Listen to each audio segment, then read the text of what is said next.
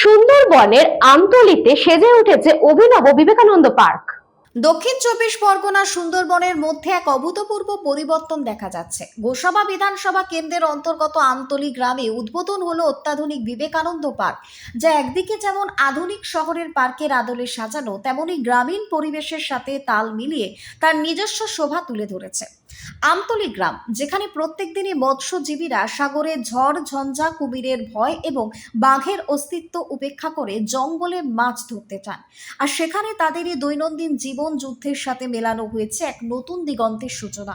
কৃষিকাজ এবং মৎস্য শিকারের মধ্যে সীমাবদ্ধ এখানকার জীবনযাত্রা এখন সেখানে এসেছে বিশাল পরিবর্তন। কলকাতার আধুনিক পদ্ধতির অনুসরণে গড়ে উঠেছে বিবেকানন্দ পার্ক। এই পার্কে 8 থেকে 80 সকলের জন্য কিছু না কিছু থাকছে। ছোটদের জন্য খেলার যন্ত্রপাতি, বয়স্কদের জন্য শোভনীয় ফুল এবং একান্ত পরিবেশ, যেখানে তারা একটু সময় কাটাতে পারবেন। একদিকে যেমন শহরের পার্কের সুসজ্জিত সাজ, অন্যদিকে গ্রামীণ সৌন্দর্যের সঙ্গে তার মিলন। এই পার্কটি এখন আমতলী গ্রামেরই গর্ব। পার্কটির উদ্বোধন করেন জয়নগর লোকসভা কেন্দ্রের সাংসদ প্রতিমা মণ্ডল, জেলা পরিষদের কর্মাধ্যক্ষ অনিমেষ মণ্ডল এবং আমতলী গ্রাম পঞ্চায়েতের উপপ্রধান রঞ্জন কুমার মণ্ডল। তিনি জানান, শহরের মতো গ্রামেও এমন পরিবেশ গড়ে তোলা সম্ভব, যা আমরা করে দেখিয়েছি।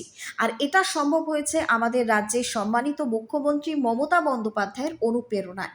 তিনি আরো বলেন, আমরা সুনিশ্চিত করেছি যে এই গ্রামটিতে শহরের মতো সুবিধা থাকবে। এখন আর মাটির রাস্তা নেই, সব রাস্তাই পাকা হয়েছে। রাস্তার ধারে ইলেকট্রিক লাইট বসানো হয়েছে এবং প্রত্যেকটি বাড়িতে পানীয় জল সরবরাহের ব্যবস্থা করা হয়েছে।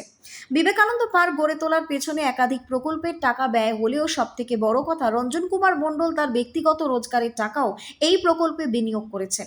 আর এই উদ্যোগের মাধ্যমে তিনি প্রমাণ করেছেন যে গ্রামে এবং শহরের আধুনিকতা, উন্নতির ছোঁয়া আনা সম্ভব। এটি শুধুমাত্র একটি পার্ক নয়, এটি সামাজিক, সাংস্কৃতিক এবং ঐতিহাসিক পরিবর্তনের সূচনাও বটে। 2026 সালে যখন পার্কটির উদ্বোধন হয়েছে, তখন আমতলী গ্রামে বাস করা প্রত্যেকটি মানুষই গর্বিত। তারা জানেন এই প্রকল্প শুধু তাদের গ্রামকে নয়, পুরো সুন্দরবন অঞ্চলের জীবনযাত্রাকেও বদলে দেবে। একইভাবে এই পার্কটি আগামী দিনে গ্রাম্য পরিবেশে আধুনিক শহরের সুবিধা এবং সংস্কৃতির সংমিশ্রণ হবে, যা সুন্দরবনের মতো নিরিবিলি অঞ্চলে একটি নতুন অধ্যায়ের সূচনা করবে। এই গোটা বিষয়টি সম্পর্কে উপপ্রধান রঞ্জন কুমার মণ্ডল জানান, সেই খাট জায়গাগুলো যদি আমি পঞ্চায়েত ব্যবস্থাপনার মধ্যে যদি একটু অধিগ্রহণ করে, অর্থাৎ বাউন্ডারি করে যদি সেইগুলো ধরে রেখে যদি মানুষের জন্য কিছু করা যায়, ঠিক সেই পরিকল্পনাটা বাস্তবায়িত করতে যে এই সংক্ষিপ্তভাবে আপাতত 14 থেকে 15 বিঘা পর্যন্ত এই বাউন্ডারি ওয়াল করে এটা করেছি। আমার স্বপ্ন আগামী দিনে এই খালটি প্রায় 3 কিলোমিটার আছে, ঠিক এইভাবে সাজিয়ে যাব আমি 3 কিলোমিটার।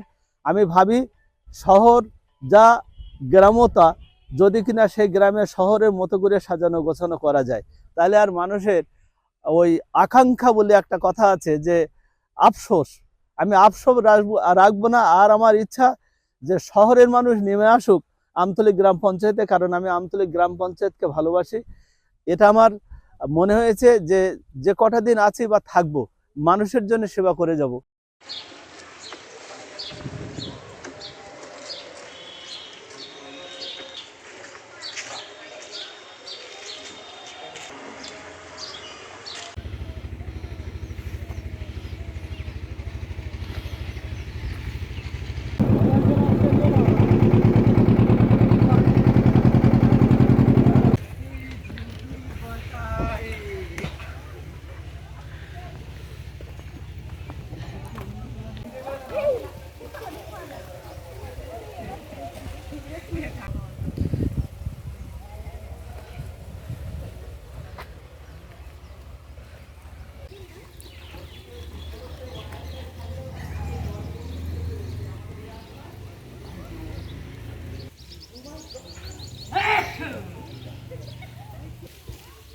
দক্ষিণ চব্বিশ পরগনা থেকে বাবলু প্রামাণিকের report, news Banga time. Saint Augustine's day school, Barrackpore, success for every child. Admission open 2026 to 2027. Contact number 900793 4555.